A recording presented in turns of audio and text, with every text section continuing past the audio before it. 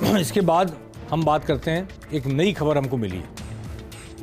पहले से हमें लग रहा था हनुमान बेनीवाल की पार्टी की तरफ इस बार बीजेपी का रुख नहीं होगा, क्योंकि किसान आंदोलन का भी उसने विरोध किया, पहलवानों के मेडल बहाने की बात पर भी वो बोले और कई मौक़ों पर वो बीजेपी और कांग्रेस के खिलाफ लगातार एक जैसी बात बोलते हैं। आइए सुनते हैं सबसे पहले क्या बोलते हैं हनुमान बेनीवाल, फिर मैं इस पर चर्चा करूंगा आगे। भारतीय जनता पार्टी और कांग्रेस के साथ गठबंधन नहीं होगा। समान विचारधारा वाले वो तमाम दल जो कांग्रेस बीजेपी के खिलाफ है, उनसे गठबंधन के दरवाजे खुले में। हम हमारी जीत से कोई राजस्थान को बिगाड़ना नहीं चाहते। हम चाहते हैं 2018 में जो 80 लाख वोट हमारा आए थे सब लोगों को, 1,39,00,000 BJP Congress, 1,36,37 BJP, 80 lakh vote हमें मिले थे। हम चाहते हैं 80 लाख वोट है।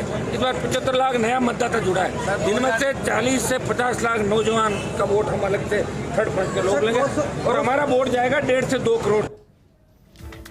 हनुमान बेनीवाल कह रहे हैं बीजेपी कांग्रेस से गठबंधन नहीं होगा। मैं आपको ये खबर दे रहा हूं कि भारतीय जनता पार्टी ने हनुमान बेनीवाल की तरफ रुख कर लिया है।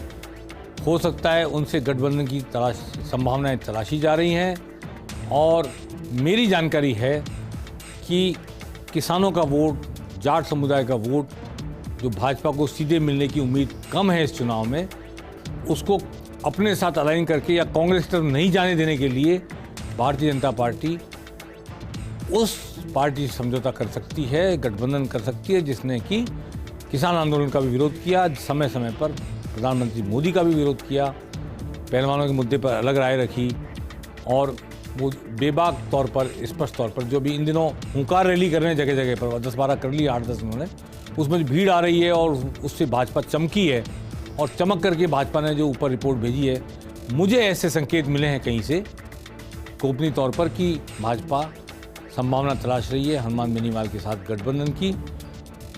जननायक जनता पार्टी हरियाणा से आई थी, किसानों की पार्टी, जाटों की पार्टी, उसके साथ भी एक गठबंधन हरियाणा में कोशिश थी कि राजस्थान में उस गठबंधन के साथ चले। अब वो दोनों के साथ गठबंधन होगा, एक के साथ होगा, इसके साथ होगा, उसके साथ होगा, मैं नहीं कह सकता आज। लेकिन हनुमान बेनीवाल खुद भले कहें कि बीजेपी या कांग्रेस दोनों के साथ गठबंधन नहीं होगा, लेकिन 25 सीटों की एक लिस्ट उनके पास तैयार है। अगर कोई गठबंधन करेगा तो लिस्ट पेश करेंगे और बहस मुबाहिसे के बाद हो सकता है 8 से 10-12 सीटों के बीच कोई समझौता गठबंधन हो जाए। कांग्रेस से तो कतई नहीं होगा, पर भारतीय जनता पार्टी से पहले भी लोकसभा चुनाव में था और वो सांसद बने, उस गठबंधन के आधार पर संभावित।